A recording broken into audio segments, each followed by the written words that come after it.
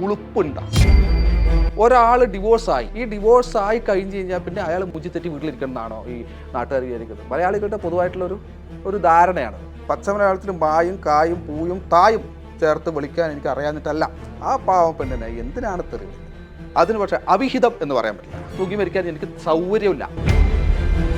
ഈ അവിഹിതം എന്ന് പറഞ്ഞ് കമൻ്റ് ഇടുന്ന കമൻ്റോളികൾ മനസ്സിലാക്കുക. പറയുന്നവർക്ക് ഒരു സുഖം. ഇതിൻ്റെ പേര് അവിഹിതം. ചൊറിച്ചിലാന്നേ. നെഗറ്റീവാണ്. എനിക്ക് പുറത്തിറങ്ങാൻ പറ്റുന്നില്ല. എനിക്ക് ടെൻഷൻ, ഇങ്ങനെയുള്ള ഡിപ്രഷൻ ഉള്ള കാര്യങ്ങൾ, ബാക്കിയുള്ള കള്ളുകൂടി, ഇടപടി, ഇങ്ങനെയുള്ള പല കാര്യങ്ങളിലോട്ട് ഞാൻ പോയിട്ടുണ്ട്. സിന്തറ്റിക് ഡ്രഗ്സ് യൂസ് ചെയ്ത് ഞാൻ ആ ഒരു ടീമിലേക്ക് പോയി. എൻ്റെ ജീവിതത്തിൽ ലൈഫിൽ ഒരു മാരേജോ അങ്ങനെയുള്ള ഇതൊന്നും ഇല്ല. ഒരു കൂട്ടിക്കെട്ടൽ മാത്രമേ ഉള്ളൂ. അതിനേക്കാൾ ഉപരിക്ക ആ ഒരു കിട്ടിയ ആ ഒരു ബാന്ധവം മാത്രമേ ഉള്ളൂ അതിൽ. അല്ലാതെ അതിൽ വേറെ ഇമോഷണൽ കാര്യങ്ങളൊന്നും ഇല്ലയെന്ന് എൻ്റെ ജീവിതത്തിൽ, എൻ്റെ അനുഭവത്തിൽ എനിക്ക് മനസ്സിലായി. ഞാൻ സ്ഥിരമായിട്ട് ആൺ സുഹൃത്തിൻ്റെ കൂടെ സിനിമക്ക് പോകുന്നു, നമ്മൾ ചിലപ്പോൾ യാത്ര പോകുന്നു, ഇതൊക്കെ പോകുന്നു. നിങ്ങളെന്താ കുണ്ടെന്ന് വിളിക്കും. എന്നെ പൊട്ടിത്തെറിക്കുന്നത് ഞാനായിരിക്കും. ഞാൻ തീർച്ചയായും പച്ചത്തെറിയാൻ വിളിച്ചു പറയും. അത് വീട്ടിലിരിക്കുന്ന അച്ഛനായാലും ശരി, അമ്മയായാലും ശരി, ആയാലും ശരി, അത് കേൾക്കേണ്ടി വരും. Make every wedding unforgettable. Joya Lucas, world's favorite jeweler. ജിഷനാണ് നമ്മോടൊപ്പം ചേരുന്നത്. നമസ്കാരം. നമസ്കാരം. Welcome to movie world media. Thank you. മാനസികാവസ്ഥ എന്താണെന്ന് അറിഞ്ഞാൽ കൊള്ളാമെന്നുണ്ട്. എൻ്റെ മാനസികാവസ്ഥയെക്കാളും അവളുടെ മാനസികാവസ്ഥയെ പറ്റി പറയുന്നത് എനിക്ക് കുറച്ചുകൂടി നല്ലത്. എന്ന് വെച്ചാൽ എനിക്ക് ഇത് ശീലമാണ്. ഇത് കുറേ കേട്ട് പഴകിയിട്ട് നമുക്കിപ്പോൾ എനിക്ക് അത്ര ഒരു നിർവികാരത അത് ബാധിക്കാറ്. അത് അങ്ങനെ പോകും. എന്ന് വെച്ചാൽ എന്നെ തൊട്ട് കഴിഞ്ഞാൽ എൻ്റെ ഒരു ഫോട്ടോ, ഒരു പെൺകുട്ടിയുടെ കൂടെ ഒരു ഫോട്ടോ എടുത്തത്, ഇപ്പം അമ്മയല്ല വേറെ ആരുടെ കൂടെ എടുത്ത് ഫോട്ടോ എടുത്തിട്ട് കഴിഞ്ഞാൽ ഇപ്പം ഒരു TT ഉണ്ട്, എൻ്റെ ഒരു സുഹൃത്താണ്. അപ്പോൾ അവരുടെ കൂടെയും ഒരു വീഡിയോ എടുത്തിട്ടു.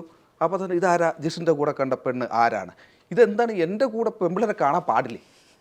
സത്യം എനിക്കൊരു സംശയമാണ്. ആരിട്ട് കഴിഞ്ഞാൽ അപ്പം തന്നെ വരുന്നൊരു സ്റ്റോറി അല്ലെങ്കിൽ ഈ പറയുന്ന ഹെഡ്ലൈൻ, തംബ്നെയിൽ ഇങ്ങനെയായിരിക്കും വരുന്നത്.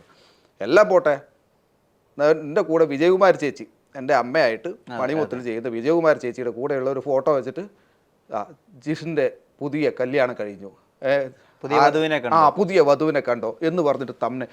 ഉളുപ്പുണ്ടാ? എനിക്ക് ചോദിക്കാമല്ലോ. ഈ എല്ലാ ഓൺലൈൻ മീഡിയ എല്ലാം നല്ലവണ്ണം ചെയ്യുന്നവരുണ്ട്. മേ ബി ഈ കിട്ടുന്ന ഈ ലിങ്കിൽ ക്ലിക്ക് ചെയ്യാൻ വേണ്ടി ഇവർക്ക് കൊടുക്കുന്ന ഒരു ക്യാപ്ഷൻ ആയിരിക്കും ആ തംബ്നെയിൽ. പക്ഷെ ആ തംബ്നെയിൽ അതിൽ കയറി നോക്കുമ്പോൾ ഇങ്ങനെ ഒന്നും ആയിരിക്കില്ല. പക്ഷേ ആ തംബ്നെയിൽ വെച്ചിട്ട് ഇവർക്ക് കിട്ടുന്ന ഒരു റീച്ച് ഉണ്ടല്ലോ, അതിനു വേണ്ടി വായി തോന്നിയ കമൻ്റ് ഇടുക അല്ലെങ്കിൽ ഈ തംബ്നെയിൽ ഇടുക എന്ന് പറഞ്ഞു കഴിഞ്ഞാൽ സഹിക്കാൻ പറ്റില്ല. ചിലപ്പോഴൊക്കെ ദേഷ്യം വരും. അപ്പം പിന്നെ ഇതിനടിയിൽ കമൻ്റ് ഇടാൻ വേണ്ടി കുറേ ആൾക്കാർ വരും. കമൻ്റോളികൾ എന്നാണ് നമ്മൾ വിളിക്കാറ്. ഈ കമൻ്റോളികളുടെ കമൻറ്റ് കാണുമ്പം ഞാനത് മൈൻഡാക്കാറില്ല, അങ്ങനെ അങ്ങ് വിടും. പക്ഷേ അമ്മയെ സംബന്ധിച്ചിടത്തോളം അവൾ ഈ കമൻറ്റ് വായിക്കും. എന്ന് വെച്ചാൽ അവളുടെ ആദ്യത്തെ ഇൻ്റർവ്യൂ ആയിരുന്നു ഒരു ഇൻ്റർവ്യൂ എടുത്തിരുന്നത്.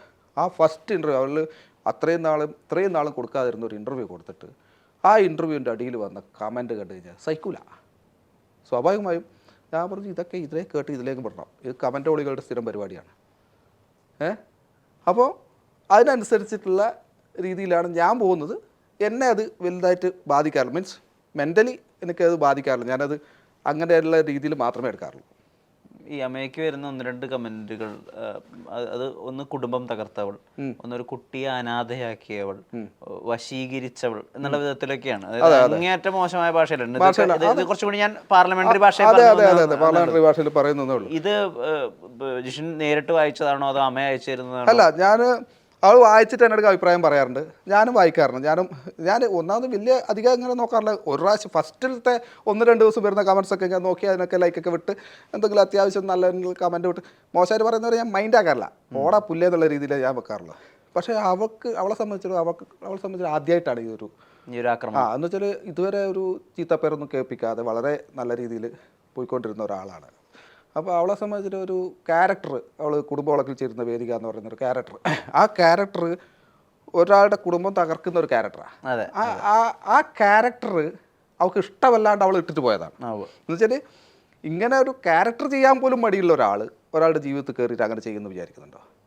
പിന്നെ അത് മാത്രമല്ല, എൻ്റെ പേഴ്സണൽ ലൈഫ്, എൻ്റെ മാരേജ് ലൈഫ് നമ്മൾ തമ്മിൽ സെപ്പറേറ്റ് ആയത് ഇവൾ കാരണമാണെന്ന് പറയുന്നത് എങ്ങനെയാണ്? അങ്ങനെ പറയാൻ പറ്റുമോ? അതിനവര് വെക്കുന്ന തിയറീസും കുറച്ച് തിയറീസ് വളരെ ബുദ്ധിപരമാണ്. ഭയങ്കര നല്ല തിരക്കഥ പോലെ ഉണ്ടാക്കി. ഇത് നമ്മളെ ഇൻസ്റ്റാഗ്രാമിൽ പോയിട്ട് ഇന്നയാളെ ഫോളോ ചെയ്യുന്നുണ്ടോ, അവർ അൺഫോളോ ചെയ്തിട്ടുണ്ടോ എന്നൊക്കെ നോക്കി ഇതിന് ഇവിടെ ഇട്ടിരിക്കുന്ന ക്യാപ്ഷന് അപ്പുറത്ത് എന്താണ് ഇട്ടിരിക്കുന്നത്, സ്റ്റോറി ഇട്ടിരിക്കുന്നത് എന്നൊക്കെ ചോദിച്ചിട്ടുള്ള രീതിയിൽ ഇങ്ങനെ സെർച്ച് ചെയ്യും. അതായത് അമയ മുൻ ഭാര്യയുമായി ഭാഗമായ സീരിയലിൽ ഭാഗമായതും അവരുള്ളത് കൊണ്ടാണ് ഇവരെവിടെ നിന്ന് പോയതെന്നും, അപ്പൊ വല്ലാത്ത ഗതികേടാണ് ഒരു നടിക്ക് അത് എക്സ്പ്ലെയിൻ ചെയ്യേണ്ടത്. അത് അവളുടെ ഇന്റർവ്യൂവിൽ തന്നെ പറയുന്നുണ്ട്, ആ ക്യാരക്ടർ കൊള്ളാനായിട്ട്, അല്ലെങ്കിൽ ആ ക്യാരക്ടർ ദൈർഘ്യം കുറവായത് ഒന്നുമില്ല, മാസത്തിൽ ഒരു ദിവസമൊക്കെ വർക്കുള്ളൂ, അതൊന്നും ചെയ്യാനില്ല. അപ്പോൾ ആദ്യം ഉണ്ട് വിവേകോപൻ ഭർത്താവായിട്ടുണ്ടായിരുന്നപ്പം അത്യാവശ്യം ഓക്കെ, ആ ക്യാരക്ടറിന് പ്രോമിനൻസ് ഉണ്ടായിരുന്നു, ചെയ്യാനും ഉണ്ടായിരുന്നു. ഡയറക്ടർ മാറി, അപ്പം വിവേകോപം മാറി വേറെ അങ്ങ് പോയതോടുകൂടി ഇവിടെ ആ ഒരു പോർഷൻ അങ്ങ് ഡൗൺ ആയി. മാസത്തിൽ ഒരു ദിവസം വർക്ക് ചെയ്തിട്ട് ജീവിക്കാൻ പറ്റും നമുക്ക്? വേറൊരു വർക്ക് ചെയ്യാനും പറ്റില്ല. കമ്മിറ്റ് ഇങ്ങനെ ഒരു സീരിയൽ ചെയ്യുന്നതുകൊണ്ട് വേറെ ചെയ്യാനും പറ്റില്ല. അതുകൊണ്ട് മാറിയെന്നേ ഉള്ളൂ. അല്ലാണ്ട് അവൾ അവിടെ വർക്ക് ചെയ്യുന്നതുകൊണ്ട് വേറൊരാൾക്ക് ബുദ്ധിമുട്ടോ അങ്ങനെയുള്ള രീതിയിൽ പിൻവാങ്ങിയൊന്നുമല്ല.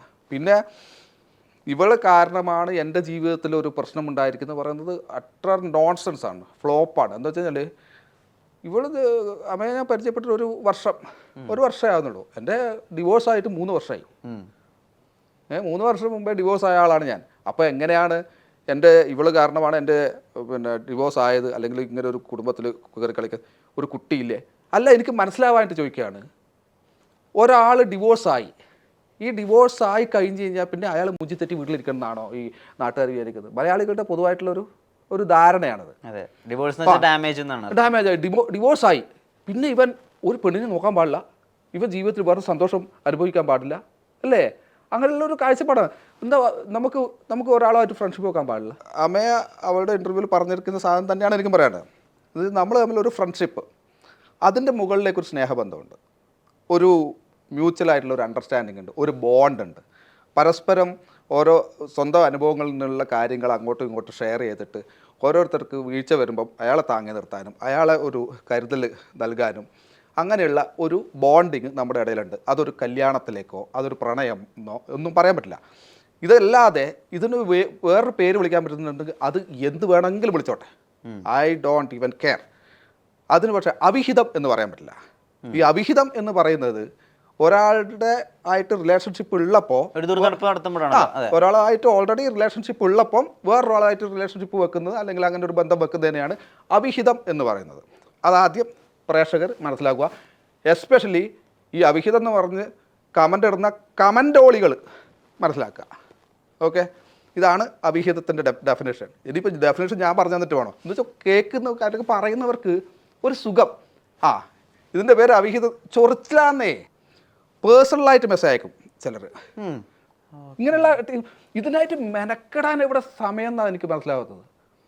ഞാനൊരു ജാതിയോ മതമോ പറയുന്നതല്ല, എന്നാലും പറയാം, അതൊരു മുസ്ലിം സമുദായത്തിൽപ്പെട്ടവരാണ്.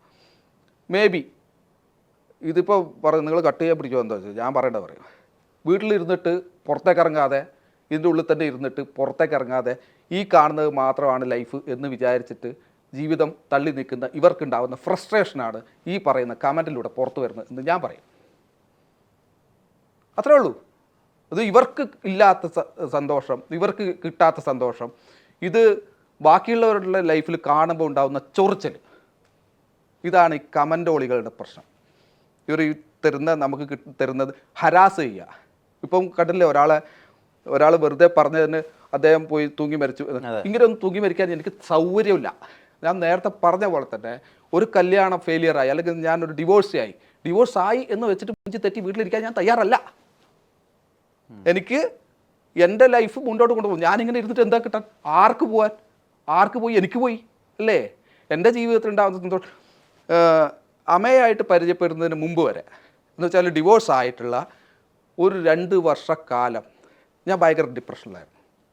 ഡിപ്രഷൻ എന്ന് പറഞ്ഞാൽ ഞാനൊരു റൂമിൽ അടച്ചിരിക്കുമായിരുന്നു. ഒരു വീട്ടിൽ ഞാൻ ഒറ്റക്ക് ഒരു റൂമിൽ ഉള്ള ഒരു 1 BHK, അതിൻ്റെ ഉള്ളിൽ ഞാൻ പുറത്തു പോലും ഇറങ്ങാതെ ഇങ്ങനെ ഇരിക്കും. വർക്കില്ല, ഇവിടെ എന്ന് വെച്ചാൽ ഫുൾ നെഗറ്റീവാണ്. എനിക്ക് പുറത്തിറങ്ങാൻ പറ്റുന്നില്ല, എനിക്ക് ടെൻഷൻ, ഇങ്ങനെയുള്ള ഡിപ്രഷൻ ഉള്ള കാര്യങ്ങൾ, ബാക്കിയുള്ള കള്ളുകൂടി, കടവടി, ഇങ്ങനെയുള്ള പല കാര്യങ്ങളിലോട്ട് ഞാൻ പോയിട്ടുണ്ട്. സിന്തറ്റിക് ഡ്രഗ്സ് യൂസ് ചെയ്ത് ഞാൻ ആ ഒരു ടീമിലേക്ക് പോയി. രാവിലെ മുതൽ വൈകുന്നേരം പോയി കഴിഞ്ഞ് കഴിഞ്ഞാൽ അവിടെ നിന്ന് സിനിമയെ പറ്റിയുള്ള അതെനിക്കിഷ്ടമുള്ള വിഷയമാണ്. സിനിമയും ഇതിനെ പറ്റിയുള്ള ചർച്ചകളും കാര്യങ്ങളും രാവിലെ വെളുക്കെ വരെ ഇരുന്ന് വലിക്കും ഇതൊക്കെ ആയിട്ട്. പക്ഷേ ഈ എല്ലാ സാധനങ്ങളിൽ നിന്നും എനിക്ക് മോചനം വന്നത് എനിക്ക് അമ്മയെ പരിചയപ്പെട്ടതിന് ശേഷം. അവളെ പരിചയപ്പെടുന്ന അപ്പോഴും ഞാൻ ഇതൊക്കെ യൂസ് ചെയ്യുന്നുണ്ട്. അല്ല, അതുവരെയും ഉപേക്ഷിക്കപ്പെട്ടു അങ്ങനെയാണെന്നോ തോന്നിയിരുന്നത്? ഉപേക്ഷിക്കപ്പെട്ടു നമ്മൾ ഒന്നെന്താ അറിയോ, അല്ല, നമ്മൾ വലിയ കാര്യത്തിൽ വിചാരിച്ചിരുന്ന ആരൊക്കെയോ നമ്മളെ വേണ്ടാന്ന് വെച്ചു, അങ്ങനെയായിരുന്നു മനസ്സിൽ തോന്നിയിരുന്നത്? അങ്ങനെയല്ല. അതിൻ്റെ ഒരു മാനസികാവസ്ഥ എങ്ങനെയാ പറയാ, നമ്മൾ പെട്ടെന്ന് ഒറ്റപ്പെട്ടു പോകുന്ന ഒരു അവസ്ഥയുണ്ട്. എന്ന് വെച്ചാൽ ബാക്കിയുള്ളവർ പറയുന്ന കുത്തുവാക്കുകളും അവനെ ഇട്ടിട്ട് പോയല്ലോ, ഇതായി പോയല്ലോ എന്നൊക്കെ പറഞ്ഞിട്ടുള്ളത്. പിന്നെ നമുക്കൊരു വിരക്തിയാണ്, ഇനിയിപ്പോൾ എന്ത് പുല്ല് എന്ന് വിചാരിച്ചിട്ട് ആണുങ്ങൾ പൊതുവെ അങ്ങനെയാണ്. അവർക്കൊരു ഒരാൾ സപ്പോർട്ടില്ലെങ്കിൽ അയാൾ ഒറ്റപ്പെട്ട് ജീവിക്കുന്നുണ്ടെങ്കിൽ, ഇത് ഒന്നുമില്ലാതെ മീൻസ് ഈ ലഹരി വസ്തുക്കൾ ഒന്നുമില്ലാതെ വെള്ളമടിയോ ഒന്നുമില്ലാതെ ജീവിക്കുന്നുണ്ടെങ്കിൽ അയാളെ സമ്മതിക്കണം. അതൊരു ഭയങ്കര പവറുള്ള ആൾക്കാർക്ക് പറ്റും. സാധാരണ എന്നെ പോലെയുള്ള സാധാരണപ്പെട്ട ആൾക്കാർക്കൊന്നും അത് പറ്റുന്ന എനിക്ക് തോന്നുന്നു. അപ്പോൾ ഇതിലേക്കൊക്കെ അങ്ങ് പോകും, സ്വാഭാവികമായും പോകും, ഇതിലേക്ക് പോകും, നമ്മൾ വഴിതെറ്റി പോകും എന്നുള്ള ഷുവറാണ്. അതിന് നമുക്കൊരു പാർട്ട്ണർ വേണം എപ്പോഴെങ്കിലും. എൻ്റെ ജീവിതത്തിൽ ലൈഫിൽ ഒരു മാരേജോ അങ്ങനെയുള്ള ഇതൊന്നും ഇല്ല. ഓക്കെ, അത് ഉറപ്പിക്കാം. മാരേജ് ഒന്നും ഉണ്ടാവില്ല എൻ്റെ ലൈഫിൽ. എന്ന് വെച്ചാൽ അത് എന്നെ സംബന്ധിച്ച് എനിക്ക് തോന്നുന്നിടത്തോളം, എനിക്ക് മനസ്സിലാക്കിയിടത്തോളം അത് വെറും ഒരു കൂട്ടിക്കെട്ടൽ മാത്രമേ ഉള്ളൂ. അതിനേക്കാൾ ഉപരി ആ ഒരു കിട്ടിയ ആ ഒരു ബാന്ധവം മാത്രമേ ഉള്ളൂ അതിൽ. അല്ലാതെ അതിൽ വേറെ ഇമോഷണൽ കാര്യങ്ങളൊന്നും ഇല്ലയെന്ന് എൻ്റെ ജീവിതത്തിൽ, എൻ്റെ അനുഭവത്തിൽ എനിക്ക് മനസ്സിലായി. അതിനെക്കൊണ്ടൊരു പിന്നെ ഇത് പിരിക്കാനാണ് പാട് അല്ലേ? ഇത് പിരിക്കാൻ വേണ്ടിയാണ് പാട്. പിന്നെ കോടതിയിൽ പോയി നിൽക്കണം. യുഎസിൽ പോയി നിൽക്കുമ്പോൾ 4 പേര്, നമുക്ക് അത്യാവശ്യം 4 പേര് കണ്ടാൽ തിരിച്ചറിഞ്ഞ ആൾക്കാരാണല്ലോ. അപ്പോൾ പോകുമ്പോൾ അവർ ഇതൊക്കെ അനുഭവിക്കണം, എക്സ്പ്ലെയിൻ ചെയ്യണം. മറ്റേ വീട്ടുകാർ വന്ന് ചർച്ച ചെയ്യണം, മറ്റവർ ചർച്ച ചെയ്യണം. എന്തിന്? അതിൻ്റെ ആവശ്യമില്ല. നമുക്ക് ആരെ ഇഷ്ടമുണ്ടോ അവരോട് കൂടെ ജീവിച്ചാൽ പോരെ. അതിന് കല്യാണത്തിൻ്റെ കാര്യം എന്താ? വിവാഹ സങ്കല്പം ഇല്ല. വിവാഹ സങ്കല്പം എനിക്കില്ല. ഇതിപ്പം പറഞ്ഞു കഴിഞ്ഞാൽ എനിക്ക് വേറെ കേസ് വരുമോ ഇല്ലയോ എന്ന് എനിക്കറിയില്ല. ഞാൻ കഞ്ചാവ് അടിക്കുമായിരുന്നു, യൂസ് ചെയ്ത്. പക്ഷേ ആ സാധനം അല്ലെങ്കിൽ ഈ പറയുന്ന ഡ്രഗ് ഞാൻ ഒഴിവാക്കിയത് അവൾ കാരണമാണ്, അമ്മയെ കാരണമാണ് ഇത് ഒഴിവാക്കിയത്. അഭിനയിക്കുമ്പോഴൊന്നും ഞാൻ ഇത് യൂസ് ചെയ്യില്ല. എന്ന് വെച്ചാൽ അതെൻ്റെ ഒരു തൊഴിലാണ്. എന്ന് വെച്ചാൽ തൊഴിലിൽ നമ്മൾ സ്റ്റേജിൽ കയറുമ്പോഴോ അല്ലെങ്കിൽ നമ്മൾ തൊഴിൽ ചെയ്യുമ്പോഴോ ഇതില്ല. അതിന് ശേഷം ഞാൻ എന്ത് ചെയ്യുന്നു അതാർക്കും നോക്കണ്ട. അതെ, അതിന് ശേഷം ചിലപ്പോൾ നമ്മളത് യൂസ് ചെയ്തിട്ട് നല്ലൊരു സിനിമയൊക്കെ കണ്ടിരിക്കുക, അതൊരു വേറെ വൈബായിരിക്കും. അല്ലെങ്കിൽ ഫ്രണ്ട്സിൻ്റെ കൂടെ പോകുമ്പോഴൊക്കെ എനിക്കൊരു 2-3 വർഷത്തോളം ഉണ്ടായിരുന്ന ആ ഒരു ബാഡ് ഹാബിറ്റ് ഒരു ദിവസം കൊണ്ട് കറക്റ്റായിട്ട് പറഞ്ഞു ജൂലൈ 10-ാം തീയതി ഇന്നത്തേക്ക് ഇത് July, August, September, October, November, December അല്ലേ? ഡിസംബർ 5 മാസം ആവാൻ പോകുന്നു. 3 വർഷത്തോളം ഉണ്ടായിരുന്ന ഒരു ബാഡ് ഹാബിറ്റ്, മോശം ലൈഫ് സ്റ്റൈൽ ഞാനത് പൂർണ്ണമായും നിർത്തിയിട്ട് 5 മാസത്തോളമായിരുന്നു. എൻ്റെ അടുത്ത് ഒരു ഡോക്ടർ പറഞ്ഞു, നിങ്ങളെ കൊണ്ട് ചിലപ്പോൾ നിർത്താൻ പറ്റിയെന്ന് വരില്ല. എന്ന് വെച്ചാൽ നിങ്ങളൊരു 3rd സ്റ്റേജിലെത്തിയിരിക്കുകയാണ്. Daily use ചെയ്തിട്ടുണ്ടെന്നാണ്. വിശ്വസിക്കാൻ പറ്റുന്നില്ല. ബാക്കിയുള്ളവർക്ക് മനസ്സിലാവില്ല. അത് മനസ്സിലാവും, അടുത്ത് നിൽക്കുന്നവർക്ക് മനസ്സിലാവും ഇതിലോട്ട് മാറുന്നു. എനിക്കത് മനസ്സിലാക്കാൻ പറ്റില്ലെന്ന് വെച്ചാൽ, ഞാൻ ഇപ്പോൾ മറ്റു ഷോകളിലൂടെ ആയാലും അല്ലെങ്കിൽ സീരിയലിലൂടെ ആയാലും, ഐ മീൻ സീരിയലിന്റെ ഈ BTS അല്ലെങ്കിൽ മറ്റ് ഭാഗമായിട്ടുള്ള റിയാലിറ്റി ഷോസ് ഉണ്ടല്ലോ, സ്റ്റാർ മാജിക്, അതിൽ വളരെ ജോവിയലായിട്ടുള്ള ഒരു മനുഷ്യനെ ഞാൻ കണ്ടിട്ടുള്ളൂ, ചിരിച്ച് കളിച്ച് കൗണ്ടർ അടിച്ച്. പക്ഷേ എന്നിലേക്ക് തന്നെ ഞാൻ ഒതുങ്ങി കൂടിക്കൊണ്ടിരിക്കുമായിരുന്നു. ലൈക്ക് ഇങ്ങനെയുള്ള സാധനങ്ങൾ യൂസ് ചെയ്യുമ്പോൾ നമ്മൾക്ക് സ്വയമായിട്ട് എനിക്ക് കിട്ടിയ ഒരു ഇതാണ്, എന്ന് വെച്ചാൽ മനസ്സിലാക്കിയിട്ടുള്ളൊരു കാര്യമാണ്. ഇതിൽ നിന്ന് നമ്മൾ ഒറ്റപ്പെട്ടു പോയിക്കൊണ്ടിരിക്കുമോ, നമ്മൾ ഒറ്റപ്പെട്ട് ജീവിക്കാൻ ഒറ്റപ്പെടുന്നവർക്ക് ഉണ്ടാവുന്ന കാര്യങ്ങളാണ് ഇതൊക്കെ. ഇവർ പിന്നെ ഈ ഒറ്റപ്പെട്ടിട്ട് തന്നെ പോകും, അവരൊരു സൈഡാക്കപ്പെടും, ഒരു ഭാഗത്തേക്ക് ആയിട്ട് നിന്ന് പോകും. അപ്പം ഈ ഡോക്ടർ പറഞ്ഞ പോലെ ഒരു 3rd സ്റ്റേജിലുണ്ടായിരുന്നു ഞാൻ. എന്നോട് പറഞ്ഞു, സാധാരണ ഇടയ്ക്കൊക്കെ ഞാനിങ്ങനെ, അപ്പോൾ ഇങ്ങനെ ഇനി വല്ലപ്പോഴും ഒക്കെ എന്ന് വിചാരിച്ച് നിർത്തുന്ന പരിപാടിയാണ്. പക്ഷേ ഇതങ്ങനെയല്ല. ഇത് ഫുൾ സ്റ്റോപ്പ്. ഒരു കാര്യം ഞാൻ ചെയ്യില്ല എന്ന് പറഞ്ഞാൽ ചെയ്യില്ല.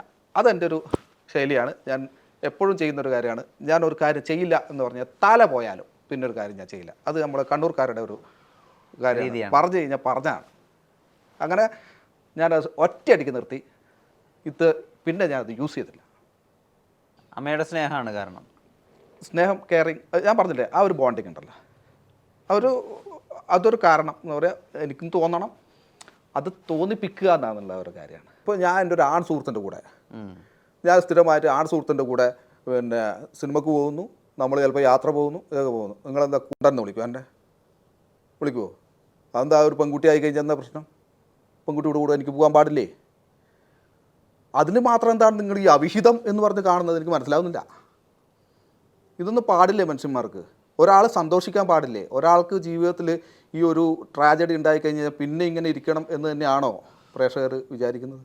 നമുക്കൊന്നും സന്തോഷിക്കാൻ പാടില്ല. സന്തോഷിക്കുന്നത് ഇഷ്ടമല്ല മലയാളികൾക്ക് പൊതുവെ. വേറൊരാൾ സന്തോഷിക്കുന്നത് അവിടെയാണ് എനിക്ക് ചോദിക്കാനുള്ളത്. ഇപ്പം അത്രയും പ്രിയപ്പെട്ട ഒരാൾ, അതായത് ജീവിതത്തെ മൊത്തം ട്രാൻസ്ഫോം ചെയ്തു എന്നൊക്കെയാണ് എനിക്കിപ്പോൾ മനസ്സിലാവുന്നത്.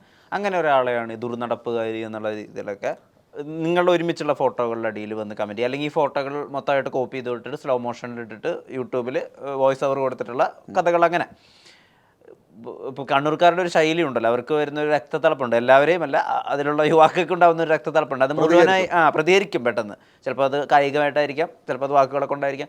ഇതെങ്ങനെ പിടിച്ചു വയ്ക്കുന്നു? ഈ പ്രതികരണം എന്ന് പറയുന്നത് എനിക്ക് ഭയങ്കരമായിട്ട് പ്രതികരിക്കുന്ന ഒരുത്തനാണ് ഞാൻ. എൻ്റെ ടെമ്പർ തെറ്റിക്കഴിഞ്ഞാൽ ഞാൻ എങ്ങനെ പ്രതികരിക്കുന്ന പറയാമല്ലോ. എസ്പെഷ്യലി ഈ പറയുന്ന ആ ഒരു സ്വഭാവം ഉള്ളതുകൊണ്ട്. പച്ചമലയാളത്തിൽ മായും കായും പൂയും തായും ചേർത്ത് വിളിക്കാൻ എനിക്ക് അറിയാഞ്ഞിട്ടല്ല. എൻ്റെ ഒരു വിഷയമായെങ്കിൽ ഞാൻ വിടും, പോട്ടെ. ആ പാവം പെണ്ണിനെ എന്തിനാണ് തെറി വിളിക്കുന്നത്? എന്തിനാണ് നിങ്ങൾക്ക് വേണ്ടാത്ത കാര്യങ്ങൾ എന്തിനാണ് പോയി പറയുന്നത്? പോട്ടെ, എന്നെ പറയുന്നുണ്ട്, എന്നെ ഇഷ്ടം പോലെ പറയുന്നുണ്ട്, എൻ്റെ കുടുംബത്തെ അടക്കം പറയുന്നുണ്ട്, എൻ്റെ അച്ഛനും അമ്മേനെ അടക്കം, എൻ്റെ മരിച്ചുപോയ അച്ഛനടക്കം പറയുന്നുണ്ട്. ഞാൻ കേട്ടിട്ട് ഇതിലേക്കും വിടും. എന്നുവെച്ചാൽ അത് കുറേ കാലം കൊണ്ട് ഞാൻ ഉണ്ടാക്കിയെടുത്തിരിക്കുന്ന ക്ഷമാശീലമാണ്. ഇതൊക്കെ വിളിക്കാനും പറയാനും അറിയാനില്ല. എന്ന് വെച്ചാൽ ഈ കാണുന്നതിൽ ഭൂരിഭാഗം നല്ല കമൻറ്റ് വരുന്നവരുണ്ട്. എന്ന് വെച്ചാൽ എന്നെ ഇഷ്ടപ്പെടുന്ന അല്ലെങ്കിൽ ഒരാൾ സന്തോഷിക്കുന്നത് ഇഷ്ടപ്പെടുന്നത് കാണുമ്പോൾ അത് സന്തോഷമുള്ള ആൾക്കാർ, നല്ല കമൻ്റ് ഇടുന്ന ആൾക്കാരുണ്ട്, നല്ല പ്രേക്ഷകരുണ്ട്, നല്ല നമ്മളെ ഈ സീരിയലിലൊക്കെ കണ്ട് ഇഷ്ടപ്പെടുന്ന അമ്മമാരും കുടുംബാംഗങ്ങളും ഇവരൊക്കെയുള്ള ആണ് ഞാൻ ഈ ചെയ്യുന്ന ഇൻ്റർവ്യൂ കാണുന്നവരുണ്ടാവും. ഇവരുടെക്കൊക്കെ എനിക്കൊരു റെസ്പെക്റ്റ് ഉണ്ട്. അപ്പോൾ അവർ കൂടി കാണേണ്ടതായതുകൊണ്ട് എനിക്കൊരു തെറിവാക്ക് പറയാൻ അറിയാഞ്ഞിട്ടല്ല. ഇതൊക്കെ പറയാൻ അറിയുന്ന ആളാണ്, നല്ലോണം വിളിക്കുന്ന ആളാണ് ഞാൻ. ഫ്രണ്ട്സിൻ്റെ അടുത്ത് വിളിക്കുന്ന ആളാണ്. പക്ഷേ അത് പബ്ലിക് പ്ലാറ്റ്ഫോമിൽ ബാക്കിയുള്ളവരുടെ മുമ്പിൽ ചെയ്യാൻ പാടില്ല എന്നുള്ള ബോധം എനിക്കുള്ളതുകൊണ്ട് ഞാനൊന്നും വിളിക്കുന്നില്ല. പക്ഷേ അത്രക്കും ദേഷ്യം എനിക്കിതൊക്കെ കാണുമ്പോൾ വരുന്നുണ്ട്. അതുകൊണ്ട് തന്നെയാണ് ഞാൻ ഇൻ്റർവ്യൂവിൽ എനിക്ക് മെയിനായിട്ട് പറയാനുള്ളത്, കമൻറ്റോളികൾ നിങ്ങളുടെ വാക്കുകൾ സൂക്ഷിച്ച് യൂസ് ചെയ്യുക. അല്ലെങ്കിൽ എനി പൊട്ടിത്തെറിക്കുന്നത് ഞാനായിരിക്കും. ഞാൻ തീർച്ചയായും പച്ചത്തെറിയാൻ വിളിച്ച് പറയും. അത് വീട്ടിലിരിക്കുന്ന അച്ഛനായാലും ശരി, അമ്മയായാലും ശരി, ആയാലും ശരി, അത് കേൾക്കേണ്ടി വരും. നിങ്ങൾ തമ്മിലുള്ള ഈ റിലേഷൻഷിപ്പ് ഇപ്പോൾ അത് ഏറ്റവും അധികം അതിൻ്റെ ഹോട്ട് ന്യൂസ് പോലെയൊക്കെ ആളുകൾ അവതരിപ്പിക്കാൻ തുടങ്ങിയത് വെളുത്ത ഷർട്ടും ഡെനിം ജീൻസ് ഇട്ട് നിങ്ങൾ ഒരു ഫോട്ടോഷൂട്ടായി എന്തായിരുന്നു അതിൻ്റെ സാഹചര്യം? അതിൻ്റെ സാഹചര്യം എന്ന് വെച്ചാൽ നമ്മൾ കുറച്ച് ഫ്രണ്ട്സുകൾ കൂടിയിട്ട് ഒരു ട്രിപ്പ് പോലെ ഒരു ബീച്ച് സൈഡിലുള്ള അവിടെ ഒരു ട്രിപ്പ് പോലെ പോയിട്ടുണ്ടായിരുന്നു. അതിലൊരു പയ്യനുണ്ടായിരുന്നു, ജിഷ്ണുവിൻ്റെ അവൻ ക്യാമറയും കൊണ്ട് വന്നിരുന്നു. അപ്പോൾ നമുക്ക് കുറച്ച് ഫോട്ടോസ് എടുക്കാം കേട്ടാ. ക്യാമറ കണ്ടു കഴിഞ്ഞാൽ പിന്നെ നമ്മളെ ആർട്ടിസ്റ്റുകൾ വെറുതെ വിടുവോ? ക്യാമറക്ക് മുമ്പിൽ നമ്മളെ ഫുൾ ഫിഗർ, നമ്മളെ ക്ലോസ് എന്ന് വിചാരിക്കുന്ന ആൾക്കാരാണല്ലോ നോർമലി ആർട്ടിസ്റ്റുകൾ. അപ്പം പിന്നെ ശരി എടുത്തേക്കടാ നമുക്ക് പറഞ്ഞിട്ട് നമ്മൾ കുറേ ഫോട്ടോസും വീഡിയോസും അങ്ങനെ കുറേ എടുത്തു. അങ്ങനെ കുറേ എടുത്ത വീഡിയോ അത് എപ്പോൾ എടുത്തതാണ്? കുറേ കാലം മുമ്പ് എടുത്തതാണ്. ഇതൊന്നും ഞാൻ പോസ്റ്റ് ചെയ്യാതിരിക്കുമായിരുന്നു. എന്ന് വെച്ചാൽ ഞാൻ ഇവിടേക്ക് പറയാടി, എന്നെ തൊട്ട വൈറലാണ്. എൻ്റെ കൂടെ ഒരു പെണ്ണ് ഫോട്ടോ ഇട്ടോ, അപ്പം പിന്നെ പിറ്റേ ദിവസം ജിഷിൻ്റെ കൂടെ കണ്ട പെണ്ണാരാണ് എന്ന് പറഞ്ഞിട്ടില്ല തംബ്നെയിൽ വരും. അത് കേൾക്കണോ? എന്നാ ചേട്ടാ എനിക്ക് വയ്യ, ചീത്തപ്പേരൊന്നും കേൾക്കാണ്ട് ഇത്ര കാലം ഞാൻ ജീവിച്ചു, ഇനി എന്തിനാണിത് എന്ന് പറഞ്ഞിട്ട് ഇവളുടെ ബർത്ത്ഡേക്ക് ഞാൻ അവളുടെ ചേച്ചിയൊക്കെ വാങ്ങി കേക്കൊക്കെ വാങ്ങി കട്ട് ചെയ്യുന്നുണ്ട്. അവരുടെ ചേച്ചി എല്ലാ ബർത്ത്ഡേക്ക് അവൾ തിരുവനന്തപുരത്തുണ്ടെങ്കിൽ അവർ കേക്ക് വാങ്ങി കട്ട് ചെയ്തു. അപ്പോൾ എന്നെയും വിളിച്ചു. ഞാൻ അവിടെ ഷൂട്ടുണ്ടായിരുന്നു. ഞാൻ എന്ത് ചെയ്തു? ഞാനും പോയി. അപ്പം ഈ കേക്കിൻ്റെ മുകളിൽ ലവ് യു ആമി എന്ന് എഴുതിയിട്ടുണ്ടായിരുന്നു. പക്ഷേ സഹോദരിയാന്ന് വാങ്ങിച്ചു കൊടുത്തത് കേക്ക്. ഇതിൽ ഞാനത് പങ്കെടുക്കാൻ വേണ്ടി പോയി. ഈ കേക്ക് എടുത്തിട്ട് ഞാൻ ഈ കേക്കിൻ്റെ കൂടെ ആ കേക്കിൽ എഴുതിയ പിന്നെയാണ് ഞാൻ കാണുന്നത് കേട്ടോ. എന്ന് വെച്ചാൽ ഈ കമൻറ്റ് വായിച്ചപ്പോഴാണ് എനിക്ക് മനസ്സിലായത് ഇതിൻ്റെ മുകളിൽ ഇതായിരുന്നു എഴുതിയത്. ഞാൻ ഈ കേക്ക് എടുത്ത് ഇങ്ങനെ പിടിച്ചിട്ട് നമ്മൾ ഫോട്ടോ എടുത്ത് ഞാൻ ഹാപ്പി ബർത്ത്ഡേ എന്ന് പറഞ്ഞ് പോസ്റ്റ് ഇട്ട് തീർന്നു. 50,000 ലൈക്കും പിന്നെ കമൻറ്റും വൈറലായി. ഞാൻ പറഞ്ഞു പോയി, ഇത് കൈവിട്ട് പോയി മോളെ, ഇത് ഇനി വൈറലായി. ഇനി പറഞ്ഞിട്ട് കാര്യം ഇനിയിപ്പോൾ നമ്മളതിനെ നോക്കേണ്ട ആവശ്യം, നമ്മൾ പോകുന്നത് നമ്മുടെ സന്തോഷം നമ്മൾ എന്തിനാണ് ഹൈഡ് ചെയ്ത് വെക്കുന്നത്?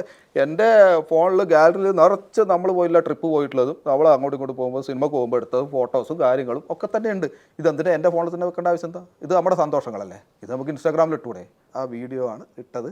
അതാണ് ഈ കയറിയിട്ട് എയറിലാക്കി കളഞ്ഞത്. നമ്മൾ രണ്ടുപേരെ എയറിലാക്കിയത്. അതാണ് അല്ല അപ്പൊ ഞാൻ ചോദിച്ചോട്ടെ, ഇത് കൗതുകം കൊണ്ട് ചോദിക്കുന്നതാണ്. ചോദിച്ചോളൂ. ഈ ഒരേ നിങ്ങൾക്ക് കൗതുകം അല്ലെങ്കിൽ ഇച്ചിരി കൂടുതലാണല്ലോ. ഈ ഒരേ പാറ്റേണിലുള്ള ഡ്രസ്സ് അതൊക്കെ സാധാരണ കപ്പിൾ ഇടുന്നതാണല്ലോ. അതെ അതെ അതെ. അതെങ്ങനെ സംഭവിച്ചപ്പോ? അതാണ് ഞാൻ പറഞ്ഞത്, മുകളിലൊരു ബോണ്ടിങ് ഉണ്ടല്ലോ. മിക്കവാറും എവിടെയെങ്കിലും പോകാൻ വേണ്ടി ഞാൻ എന്തെങ്കിലും എടുത്തിട്ട് ഇറങ്ങുമ്പോൾ നോക്കുമ്പോൾ ഇവള് അതന്നെ ഇട്ടിട്ട് വന്നിട്ടുണ്ടാവും. അതേ കളറിന് ഏകദേശം അതേ കളറും മാച്ചിങ് ആയിട്ടുള്ള. അത് പറഞ്ഞിട്ട് ചെയ്യുന്നതല്ല, ചിലപ്പോൾ അതൊക്കെ അങ്ങനെ ആവും. അന്നത്തെ white and denim, white and denim, അത് രണ്ടാളും വൈറ്റ് പറഞ്ഞിട്ടിട്ടാണ്, എനിക്ക് ഓർമ്മയില്ല. പക്ഷേ അതിനായിട്ടിട്ടായിട്ട് സാധ്യതയില്ല, അങ്ങനെ വന്നു പോയതായിരിക്കും. എന്താ അമ്മയെന്നുള്ള മനുഷ്യന് എത്ര ഇഷ്ടം? ഒരു ക്വാളിറ്റി ഉണ്ടാവുമല്ലോ. ക്വാളിറ്റി ഉണ്ട്, നല്ല ക്വാളിറ്റി ഉള്ള ഒരു കുട്ടിയാണ്. എന്ന് വെച്ചാൽ ഇപ്പോൾ സത്യസന്ധത ഉണ്ടാവും ചില ആളുകൾക്ക്, എന്ത് ഉൾക്കൊള്ളാനുള്ളൊരു കഴിവുണ്ടാവും, ചിലപ്പോൾ ക്ഷമാശീലം ഉണ്ടാവും. അങ്ങനെ എന്താ അമ്മേനെ എത്ര ഇഷ്ടം? മെയിനായിട്ടുള്ള ക്ഷമാശീലം സമ്മതിക്കണം. എന്ന് വെച്ചാൽ എന്നെ സഹിക്കുക എന്ന് പറഞ്ഞാൽ ഭയങ്കര പാടാണ്. മേ ബി അതൊക്കെ കൊണ്ടായിരിക്കും ഞാൻ ഡിവോഴ്സ് ആയിട്ടുണ്ടാവുക. ഇത് ഈ പറഞ്ഞത് നമ്മൾ കൊണ്ടുപോയി കല്യാണം കഴിക്കുക പിടിക്കുക എന്നുള്ളതല്ല. ഞാൻ പറയുന്നത് ഒരു ഫ്രണ്ട്ഷിപ്പിൻ്റെ ബോണ്ടിങ് ആണ് ഞാൻ പറയുന്നത്. നമുക്ക് പരസ്പരം മനസ്സിലാക്കുക. ഇപ്പം ബ്രോൻ ഉണ്ടാവില്ല, വിഷ്ണു ഉണ്ടാവില്ല, ഒരു സുഹൃത്ത്, ഒരു പെൺ സുഹൃത്ത് ഉണ്ടാവും, ഇല്ലേ? നമ്മൾ എന്തും പറയാൻ പറ്റുന്ന ഒരു ഫ്രണ്ട്, എപ്പോഴും വിളിക്കാൻ പറ്റുന്ന, വേറെ ആരുടെക്ക് പറയാൻ പറ്റാത്ത കാര്യങ്ങൾ, അതിപ്പം ഇച്ചിരി ആണെങ്കിൽ പോലും പറയാം സ്വാതന്ത്ര്യം എന്ന് വെച്ചിട്ട് അവർ തമ്മിൽ അങ്ങനെ മോശം റിലേഷൻഷിപ്പ് ഉണ്ടാവണമെന്നില്ല. അത് പറയാൻ പറ്റുന്ന ഒരു ചങ്ക് ഉണ്ടാവില്ലേ, അങ്ങനെ ഒരു ചങ്കാണ് അവളെ. ഇപ്പം നമ്മൾ ആളുകളാൽ ശ്രദ്ധിക്കപ്പെടുന്ന ആളാണ്, നമ്മളൊരു സെലിബ്രിറ്റിയാണ്. ഒരാളോട്, അതായത് കൂടെയുള്ള ഒരു സഹ സെലിബ്രിറ്റിയോട് ഇത് തുറന്നു പറയാൻ നമ്മളെ തടയുന്ന കുറേ കാര്യങ്ങളുണ്ടാവും. നമ്മൾ ഈ കാര്യം അറിഞ്ഞാൽ ഇവരെ നമ്മളെ ജഡ്ജ് ചെയ്യോ, അല്ലെങ്കിൽ ഇതൊക്കെ നമ്മളവിടെ തുറന്നു പറയണം. ആ കാര്യം എങ്ങനെയാണ് അമ്മയിൽ ക്രാക്കായത്? ഇത്രയും പേഴ്സണൽ ആയിട്ടുള്ള കാര്യങ്ങൾ പറയാം, അവർ നമ്മളെ ഉൾക്കൊള്ളും, നമ്മളെന്താണോ അങ്ങനെ ഉൾക്കൊള്ളും, അങ്ങനെ അത് ആ സമയം ഓർമ്മയുണ്ടോ? സമയത്ത് ആദ്യം നമ്മൾ പരിചയപ്പെടുന്നത് അവരോട് പറഞ്ഞത്, പണ്ട് എപ്പോഴും പൂക്കാലം പരമായി സീരിയൽ ചെയ്യുന്ന സമയത്ത് ആ ചേട്ടൻ ഉള്ളപ്പോൾ ഒരു ലൊക്കേഷനിൽ ഞാൻ പറഞ്ഞ എനിക്ക് ഓർമ്മയില്ല. സാധാരണത്തിൽ ഞാൻ വായി നോക്കേണ്ടതാണ്, ഞാൻ പറഞ്ഞ എനിക്ക് ഓർമ്മയില്ല. പക്ഷേ നമ്മൾ പിന്നെ ഞങ്ങൾ പരിചയപ്പെടുന്നത് കന്യാദാനം എന്ന് പറയുന്ന ലൊക്കേഷനിൽ ദേവൻ ചേട്ടൻ ഉണ്ടായിരുന്നു കന്യാദാനം. അതിൽ ദിവ്യദർശൻ എന്ന് വെച്ചാൽ കാളിദാസ കലാകേന്ദ്രയുടെ പിന്നെ സന്ധ്യ ചേച്ചി രാജേന്ദ്രൻ്റെ മോഹൻ, ദിവ്യദർശനായിരുന്നു അന്നേരം ഡയറക്റ്റ് ചെയ്തോട്ടുണ്ട്. അപ്പം ദിവ്യദർശനും ഇവളും പ്രണയ വർണ്ണങ്ങൾ എന്ന് പറയുന്ന കെ രാജുവിൻ്റെ സീരിയലിൽ അവർ പെയറായിട്ട് ചെയ്തതാണ്. അപ്പോൾ അവർ ഭയങ്കര സുഹൃത്തുക്കളാണ്, ഭയങ്കര ചങ്ക് ഫ്രണ്ട്സാണ്, എടാ പോടാ വിളിയാണ്. അപ്പം ദിവ്യന് ഇതിലൊരു പോലീസ് ക്യാരക്ടർ വന്നപ്പം എന്നെ പിടിച്ചോണ്ട്, എൻ്റെ ക്യാരക്ടർ വിനയൻ എന്ന് പറയുന്ന ക്യാരക്ടറിനെ പിടിച്ചുകൊണ്ട് പോകുന്ന ക്വസ്റ്റ്യൻ ചെയ്യുന്ന ഒരു ഗസ്റ്റ് റോൾ പോലെ ഒരു പോലീസ് ഓഫീസറായിട്ട് ചെയ്യാൻ വേണ്ടിയാണ് അവൾ വന്നത്. അപ്പോൾ വന്ന് ഫസ്റ്റ് ദിവസം ഇങ്ങനെ കണ്ടപ്പോൾ തന്നെ അപ്പം ഞാൻ ഈ ഒരു പരാതി അല്ലെങ്കിൽ എൻ്റെ പെറ്റീഷൻ കൊടുക്കുന്നുണ്ട്. ആ പെറ്റീഷൻ കാണിച്ചിട്ട് അത് വായിച്ച് നോക്കുന്നുണ്ട് ഇവൾ. അപ്പോൾ ആദ്യമായിട്ടാണ് എന്നെ പരിചയപ്പെടുന്നത്. ഇതിന് ശേഷം ഇതൊക്കെ കഴിഞ്ഞ് കുറച്ച് ദിവസം കഴിഞ്ഞപ്പോൾ ഇവൾ പറഞ്ഞത്, മണിമുത്ത് എന്ന് പറയുന്ന ഞാൻ മനോരമ ചെയ്തിട്ടുന്ന സീരിയലിൽ എൻ്റെ പേരായിട്ട് ഇവളെ വിളിച്ചിട്ടുണ്ടായിരുന്നു. അപ്പം ജിഷിനാണ് കേട്ടോ എന്ന് പറഞ്ഞപ്പോൾ തന്നെ കുറേ പേര് പറഞ്ഞത് അല്ലാതെയാണ് എൻ്റെ ചീത്തപ്പേര് കാരണം ക്യാരക്ടർ ഒഴിവാക്കിയവളാണ് ഇവൾ. ഏത് എൻ്റെ പേരായിട്ടുള്ള ക്യാരക്ടർ മണിമുത്തിൽ ഒഴിവാക്കിയവളാണ്. ഇത് ചെയ്തുകൊണ്ടിരിക്കുമ്പോഴാണ് ഓൾറെഡി ഒരു ലൊക്കേഷനിൽ ഇവൾ എൻ്റെ എക്സുമായിട്ട് ഒന്നിച്ച് വർക്ക് ചെയ്യുന്ന സ്ഥലത്താണ്. അവിടെ നിന്ന് എന്നെപ്പറ്റി കുറേ കേട്ടിട്ട് തന്നെയാണ് ഇവിടെ വന്നത്. ഓക്കെ, ഗസ്റ്റ് റോളല്ലേ, ഒന്ന് ചെയ്തിട്ട് പോകാം. അപ്പോൾ വന്ന് ഫസ്റ്റ് ഞാൻ പെറ്റീഷൻ കൊടുക്കുന്നത്. അപ്പോൾ പെറ്റീഷൻ എഴുതാൻ വേണ്ടി ആർട്ടുകാർ പേപ്പർ തന്നിട്ടായിരുന്നു. അപ്പോൾ പെറ്റീഷനൊന്നും എഴുതിയില്ല, ഇവന്മാർ വെറുതെ പറഞ്ഞു. ഞാൻ ഇത് വെള്ളക്കടലാസിലാണ് അവിടെ പെറ്റീഷൻ കൊടുക്കുന്നത്, അത് വായിച്ചുകൊണ്ട് നിൽക്കുന്നതിൻ്റെ വല്ല ഷോട്ടും ഉണ്ടെങ്കിൽ നിങ്ങൾ എന്താ ചെയ്യുക, ചേട്ടൻ നിങ്ങൾ എഴുത്. ഞാൻ എഴുതി വെച്ച്, പൊന്നു മാഡം എന്നെ നിങ്ങൾ അറസ്റ്റ് ചെയ്യണം, നിങ്ങളാണ് അറസ്റ്റ് ചെയ്യുന്നതെങ്കിൽ ഞാൻ ഇത് ഭരിക്കും എന്ന് പറഞ്ഞു. നിങ്ങൾ സൂപ്പറാണ്, ഇടയ്ക്കിടയ്ക്ക് ഞാൻ പോലീസ് സ്റ്റേഷനിൽ വന്നിട്ട് നിങ്ങളെ കണ്ടോട്ടെ എന്ന് വെച്ചാൽ കോഴിത്തരം. ഞാൻ എഴുതി തമാശക്ക് അത് വായിച്ച്. അപ്പോൾ ദിവ്യനൊക്കെ അത് വായിച്ച് ദിവ്യൊക്കെ ചിരിക്കുന്നുണ്ടായിരുന്നു, അവിടെ വെച്ച് കൊടുത്തു. പക്ഷേ ഇവൾ അന്നേരം അത് വായിച്ചില്ല കേട്ടോ. അയാൾ പിന്നെ ഇത് കഴിഞ്ഞ് ഷോട്ടിൽ ഇതെടുത്ത് പെറ്റീഷൻ ഇങ്ങനെ വായിക്കുന്ന പോലെ അഭിനയിക്കുകയാണല്ലോ, വായിക്കുന്നൊന്നുമില്ല, ഇതെങ്ങനെയാക്കി പറയൂ എന്ന് പറഞ്ഞിട്ട് ഡയലോഗ്. ഇത് കഴിഞ്ഞ പാടെ ഞാൻ ചോദിച്ചല്ല, അത് പെറ്റീഷൻ വായിച്ചില്ലേ? ഇല്ല ഏട്ടാ, എന്താണ്? വായിച്ച് നോക്കിയിട്ടാണ് ഇവൾ ചിരിക്കുന്നത്. പിന്നെയാണ് അവളത് വായിക്കുന്നത്. അപ്പോൾ അവൾക്ക് ആദ്യമേ ഒരു സൂചന അവിടുന്ന് കൊടുത്തിരുന്നത്, ജിഷിനാണ് അവിടെ ഇരിക്കുന്നത്, ഇവർ എന്തെങ്കിലും കുത്തിത്തിരിപ്പ് എന്തെങ്കിലും ഒരു പണി കൊടുക്കും, പുതിയതായിട്ട് വരുന്നതൊക്കെ നമ്മൾ ചെറിയൊരു റാങ്ക് പോലെ എന്തെങ്കിലും പരിപാടി കൊടുക്കുകയും. അപ്പം അതിൽ വീഴുന്ന ഞാൻ വിചാരിച്ച, പക്ഷേ വീണില്ല. അത് ലൊക്കേഷനിലുണ്ടാകുന്ന കുറേ ഫണ്ണി സാധനങ്ങളാണ്. ഓരോരുത്തർക്ക് ആദ്യമായിട്ട് അഭിനയിക്കാൻ വരുന്നവരെ നമ്മൾ വെറുതെ ഒന്ന് ഇതാക്കി വിടും, പേടിപ്പിക്കലല്ല, എന്തെങ്കിലും അവരെ തെറ്റിപ്പിക്കും. ചേട്ടാ അവിടെ പോയിട്ട് കാലോട്ട് വന്നിക്കണം കേട്ടോ എന്നൊക്കെ പറഞ്ഞു കഴിഞ്ഞാൽ അവർ പോയി കാലോട്ട്. അപ്പോൾ ഡയറക്റ്റ് ചേട്ടാ എന്തിനാണ് കാലോട്ട് വന്നിരിക്കുന്നത്? അപ്പോൾ നമുക്ക് കണ്ട് ചിരിക്കുക, ഒരു ചെറിയ ചെറിയ ഫണ്ണി കുസൃതികൾ അങ്ങനെയുള്ള ഒരു സാധനം ചെയ്തു. അപ്പോൾ അവിടെ നിന്നാണ് നമ്മൾ പരിചയപ്പെടുന്നത്, നമ്മൾ കൂടെ നിൽക്കുക എന്ന് പറഞ്ഞൊരു സംഭവം, മോറൽ സപ്പോർട്ട് എന്ന് പറഞ്ഞൊരു കാര്യം. അത് ഭയങ്കരമായിട്ട് എനിക്ക് ഫീൽ ചെയ്യുന്നുണ്ട്. പിന്നെ ഈ ഒന്ന് ഭയങ്കര ദൈവവിശ്വാസിയാണ് ഞാൻ. വല്ലപ്പോഴൊക്കെ അമ്പലത്തിൽ പോകുന്ന, നിരീശ്വരവാദിയല്ല, ദൈവവിശ്വാസിയാണ്. പക്ഷേ എന്ന് വെച്ച് എപ്പോഴും അമ്പലത്തിൽ കയറി നിരങ്ങുന്ന ഒരാളല്ല ഞാൻ. പക്ഷേ അമ്പലത്തിൽ പോകാൻ ഇഷ്ടമാണ്, ആ ഒരു പോസിറ്റീവ് എനർജി ഇഷ്ടമാണ്. അത് അമ്പലത്തിലായാലും പള്ളിയിലായാലും, പള്ളിയിൽ ഞാൻ പോകാറുണ്ട്, പള്ളിയിലായാലും ആ ഒരു ആംബിയൻസ്. അതിഭീകര വിശ്വാസിയുമല്ല, അതിഭീകര വിശ്വാസിയല്ല, വിശ്വാസമാണ്, ദൈവവിശ്വാസിയാണ്. വീട്ടിൽ വിളക്ക് വെച്ച് പ്രാർത്ഥിക്കുന്നവനാണ്. ഓക്കെ, അതൊക്കെ പ്രാർത്ഥിക്കുകയൊക്കെ ചെയ്യും. പക്ഷേ അതൊക്കെ കുറച്ചും കൂടി എന്താ വെച്ചാൽ നമ്മളിലല്ല എല്ലാം ഉള്ളത്. നമ്മൾ കുറച്ചും കൂടി ദൈവവിശ്വാസം സ്പിരിച്വലായി കഴിഞ്ഞാൽ കുറേ നെഗറ്റീവ് എനർജി നമ്മളെ വിട്ടു പോകും. അതുവരെ ഞാൻ ഫുൾ നെഗറ്റീവായിരുന്നു. നെഗറ്റീവ് ഓളി എന്ന് പറഞ്ഞാൽ ഇങ്ങനത്തെ ഒരു നെഗറ്റീവ് ഓളി പറയില്ല, ഞാൻ വെറുപ്പിക്കും, വെറുതെ എന്തെങ്കിലും പറഞ്ഞ് വെറുപ്പിക്കുമായിരുന്നു. വെച്ചാൽ ഉള്ളിൽ ഇതൊക്കെയല്ലേ പോകുന്നത്. ഈ പറയുന്ന ലഹരി വസ്തുക്കളും കാര്യങ്ങളൊക്കെ പോകുമ്പോൾ നമ്മൾ ഓട്ടോമാറ്റിക്കായിട്ട് നെഗറ്റീവ്. നമ്മൾ അമ്പലമില്ല, പള്ളിയില്ല, പോസിറ്റീവായിട്ടുള്ളൊരു കാര്യങ്ങളില്ല. അപ്പം ഓട്ടോമാറ്റിക്കായിട്ട് ഇങ്ങനെ നെഗറ്റീവിൻ്റെ അങ്ങേറ്റത്തോട് നശിച്ചു കൊണ്ടിരിക്കുമായിരുന്നു. Make every wedding unforgettable. Joya Lucas, world's favorite jeweler.